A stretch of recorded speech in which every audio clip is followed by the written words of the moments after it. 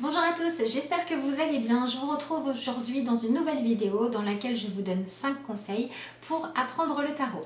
Ces conseils sont basés sur mon expérience et mes conclusions. Ce ne sont absolument pas des vérités absolues, aucune obligation d'être d'accord avec moi et je vous invite avant tout à tester pour vous faire votre propre opinion. Le premier conseil que je peux vous donner, c'est d'être vraiment attentif quand vous faites votre choix de tarot pour étudier l'énergie du tarot.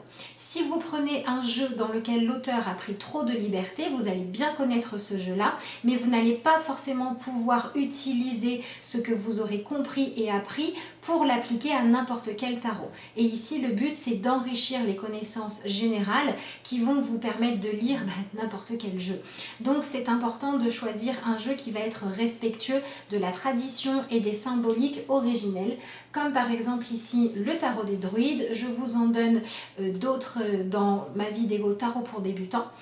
Et je vous explique tout simplement cela parce que si vous prenez un jeu dans lequel l'auteur a choisi de prendre beaucoup de liberté, il aura très bien pu rajouter des symboliques qu'on ne va pas retrouver dans la plupart des tarots et il aura aussi pu en enlever certaines qui sont essentielles. Donc si ce que vous voulez c'est une formation tarot applicable à n'importe quel jeu, faites bien attention au choix. Le deuxième conseil que je peux vous donner, c'est de toujours commencer votre séance de travail par une connexion à la carte et par une lecture intuitive. Commencez par noter toutes les choses qui vous viennent, toutes les interprétations qui sont spontanées. Ça va vous permettre de voir que déjà la carte peut vous parler et ça va aussi vous permettre de faire le bilan pour savoir quelles sont les connaissances, quelles sont les facettes de la carte que vous avez déjà réussi à emmagasiner.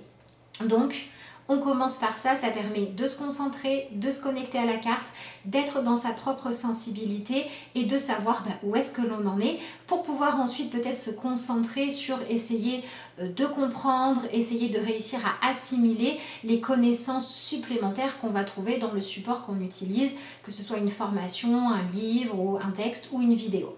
Mais au moins, vous faites le bilan et vous savez où vous en êtes. Donc, le troisième conseil que je peux vous donner, c'est de ne pas utiliser une seule source pour étudier une carte. Pourquoi? Parce qu'il ne faut pas oublier que le tarot est un art divinatoire. Et qui dit art dit sensibilité.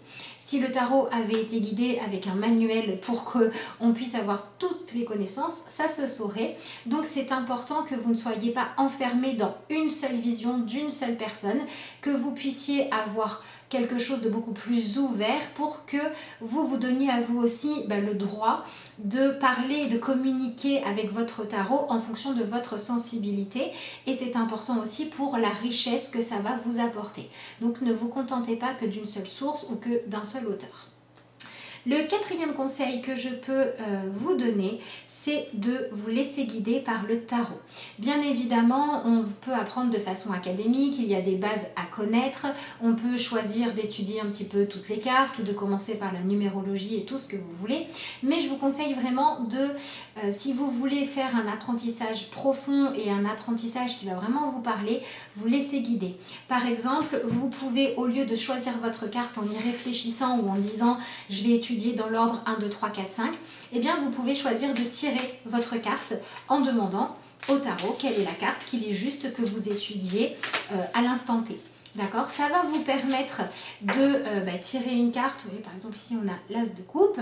Eh bien, ça va vous permettre d'étudier une carte qui va correspondre à votre énergie du moment. Et donc, ça pourra être plus facile de plonger dedans. Et si vous voyez au contraire qu'il y a des choses qui sont un petit peu difficiles à accepter, ça va vous faire avancer dans votre développement personnel. Et ça va être un travail qui va être ancré et qui va être profond. Alors, effectivement, c'est pas toujours simple. Donc, ça n'est pas la seule méthode à utiliser, mais c'est quand même une méthode qui permet de se concentrer sur un sujet qui nous intéresse sur l'instant et donc forcément d'être plutôt captivé et plutôt concentré. Donc d'après moi, c'est une méthode à tester. Le dernier conseil que je vous donne, c'est de vous rappeler qu'une carte de tarot est neutre. Une carte de tarot va vous parler d'une thématique et elle va pouvoir vous l'exprimer avec tout un tas de nuances, de la plus positive à la plus négative.